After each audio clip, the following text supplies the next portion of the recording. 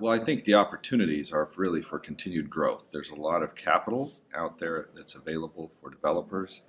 There are a lot of opportunities and markets that are still growing and still in early stages that are able to continue to mature and to grow really pretty quickly.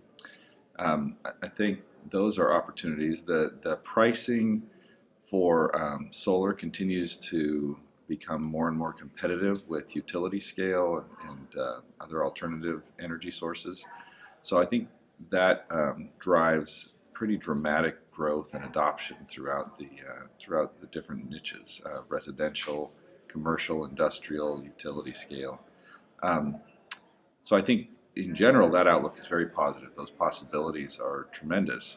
But I do think there are some serious challenges and in some cases headwinds. I think some of the trade tariffs have the potential to be significant headwinds.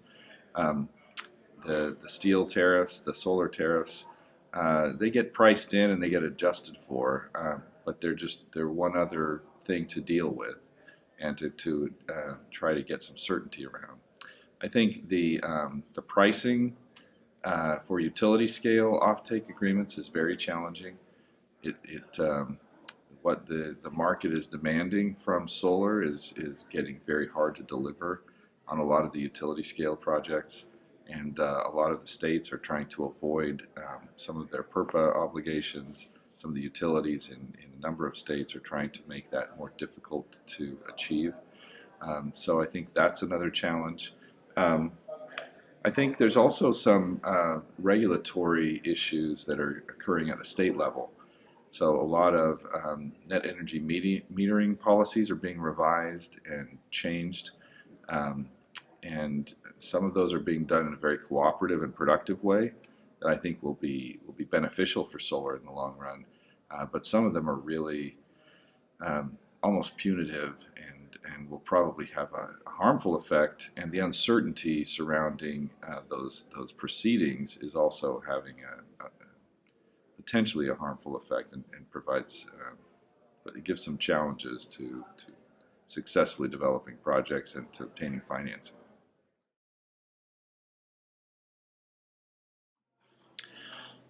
Well, and I don't know if I would call them non-traditional. I think there's some evolutions of some of the terms. The length of the contracts are shortening, both in the corporate side and in utility scale and in some of the other commercial entities.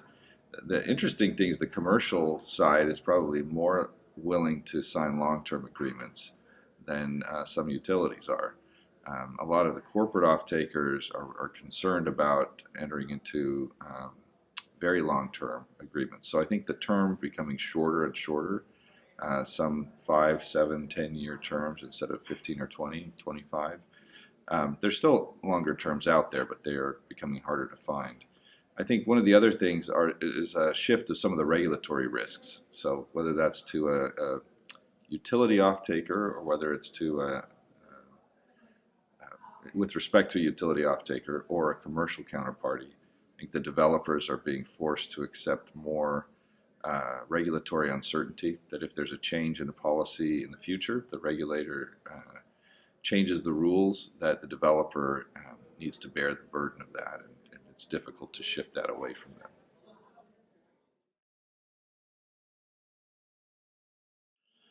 So I think the growth will continue to be substantial and in some cases probably dramatic.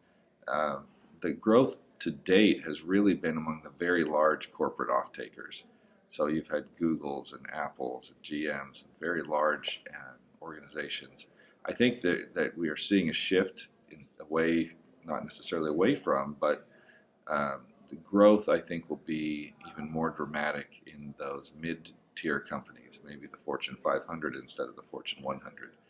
So we're seeing some smaller corporate off-takers sign long-term agreements, and we are seeing other entities that are not actually corporates, more of the marketplace that we've seen in the past, like municipal entities or public agencies, becoming significant off-takers of larger scale off-take agreements. So that corporate market being taken, the growth really occurring from both corporate entities and some other public entities. I think a number of risks are being shifted to the developers in the offtake agreements. I think the pricing is getting squeezed, and as a result, I think there are more developers somewhat desperate to sign agreements, even if the other terms are not ideal.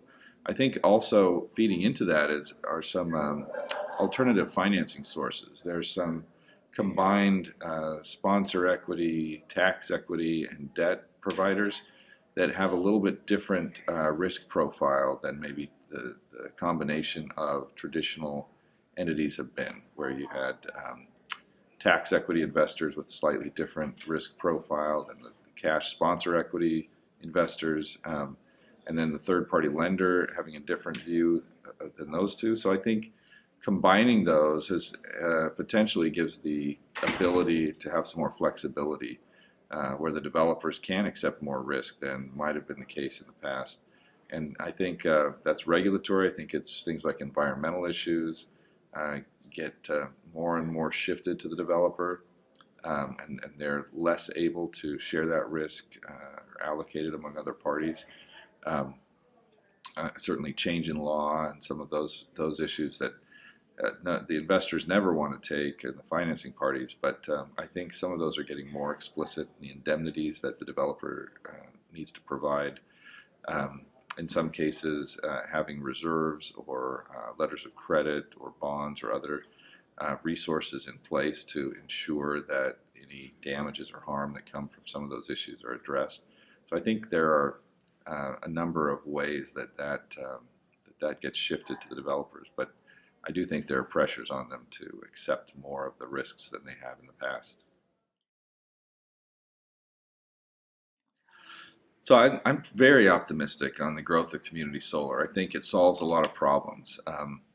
Uh, Trying to combine the source, the site of the location that the project is developed on, and the site, the geographic location of the off-taker is sometimes very challenging. A number of commercial or residential rooftops are not really sufficient to have solar on the roofs, whether it's shading or structural issues. So opening up that market to all of those off-takers and counterparties is a huge potential for growth. And I think there's economies of scale with the larger utility scale construction costs, but having more of a retail off-taker and having those off-takers willing to pay higher rates. And then the systems can also be located near congestion points. So there are a lot of abilities to solve some problems. The challenges are that each state needs to come up with their own set of rules for these policies, and some of them have been quite slow to do that, even after they've been implemented and gotten started. Finalizing the policies, we had a state that a year after they had finalized their general regulations had not finalized a consumer disclosure statement. So the developers trying to get these projects fully subscribed have had some serious challenges in doing that with all of those issues. I think there's also some consumer compliance issues that are very similar to those that have been in place with rooftop solar for a number of years, but there's some slight differences because of the subscription to a portion of the output and the involvement of the utility in how that how the value makes its way to the consumer. So I think those consumer compliance issues are slightly more complicated than they have been in other rooftop deals. And then just the general regulatory structure and educating the off-takers. But it's a very compelling product in a lot of markets, and I think it's really poised for significant growth over the next few years.